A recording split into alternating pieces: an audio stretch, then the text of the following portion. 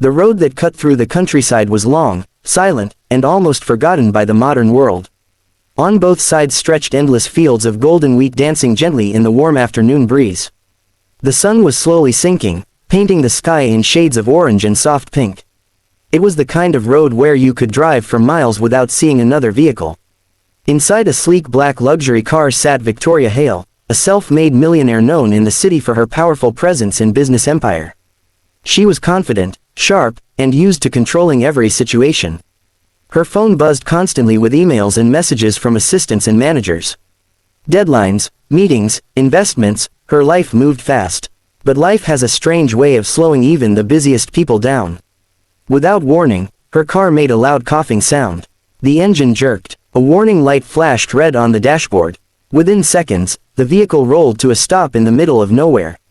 Victoria frowned. This cannot be happening. She tried restarting the engine.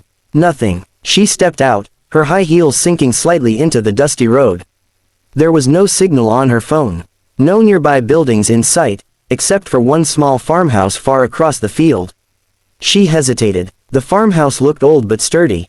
A wooden fence surrounded a small garden. Chickens wandered freely near the porch. A thin column of smoke rose from the chimney, suggesting someone was home. Victoria adjusted her designer jacket and began walking toward it, irritation visible on her face. Each step felt heavier as she realized how dependent she was on technology and convenience.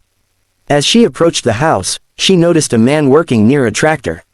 He was wearing simple clothes, slightly worn, his hands rough and stained with soil. Sweat glistened on his forehead, but there was a calm dignity in the way he stood. This was Daniel, a poor farmer who had lived on this land his entire life. Victoria cleared her throat. "Excuse me," she said, trying to maintain her usual authoritative tone. "My car broke down on the road.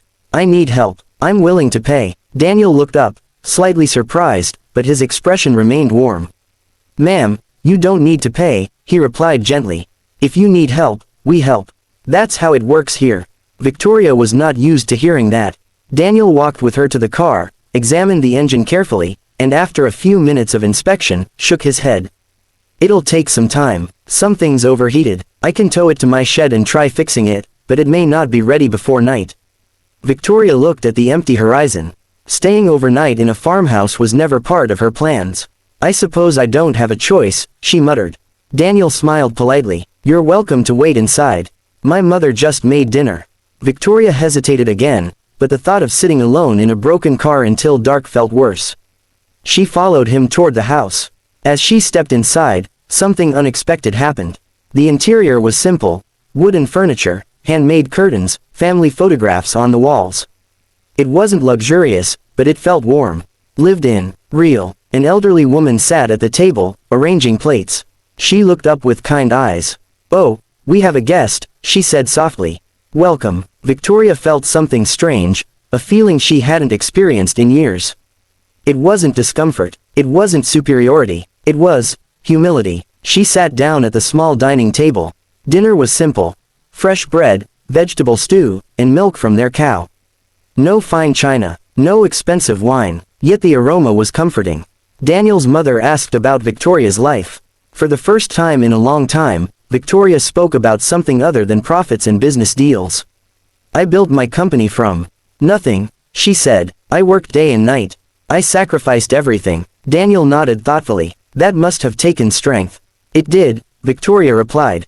"But it also cost me relationships." She didn't know why she said that.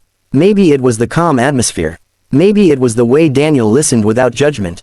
After dinner, Victoria stepped outside for air.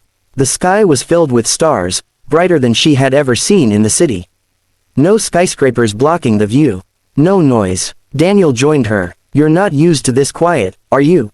he asked gently. She shook her head. "No. In my world, silence means something is wrong." Daniel chuckled softly. "Here, silence means peace."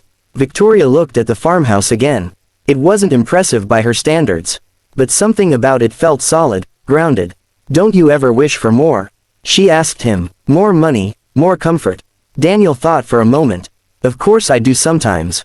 Life isn't easy, but I've learned something: if I chase more all the time, I might forget to value what I already have."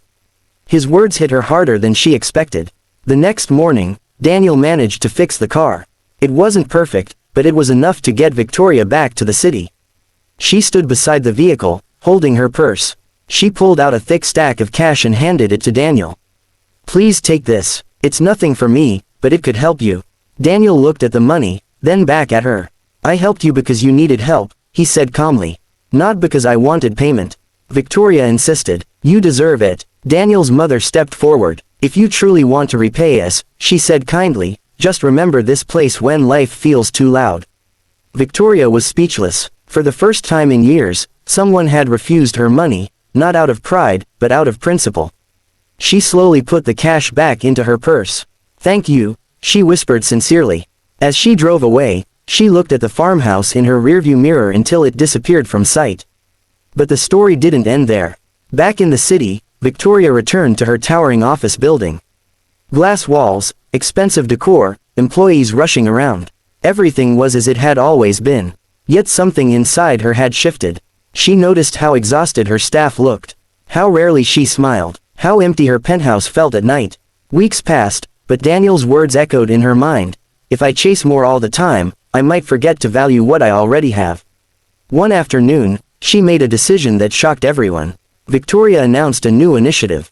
She would invest a large portion of her company's profits into rural development, farming equipment, education programs, healthcare for small communities. Her board members were confused. "This won't maximize short-term profits," one of them warned. "I know," she replied calmly. "But it will maximize something far more important." Months later, heavy machinery arrived in Daniel's village. New irrigation systems were installed. The local school was renovated. Medical camps were organized. Daniel was stunned when he learned who had funded everything. One day, a familiar black car pulled up outside his farmhouse. Victoria stepped out. Not in high heels this time, but in simple shoes. "I told you I would remember this place," she said with a soft smile. Daniel looked around at the improvements in the village. "You didn't have to do all this." "I know," she replied. "But you didn't have to help me either." This time, when they shared dinner, it felt different. Not like a wealthy woman visiting a poor farmer, but like two people connected by something deeper than money. Victoria had learned that success without compassion feels hollow. And Daniel had proven that wealth is not measured only in dollars, but in character. Sometimes, life breaks down your car to repair your heart. And sometimes, the poorest home can teach the richest lesson.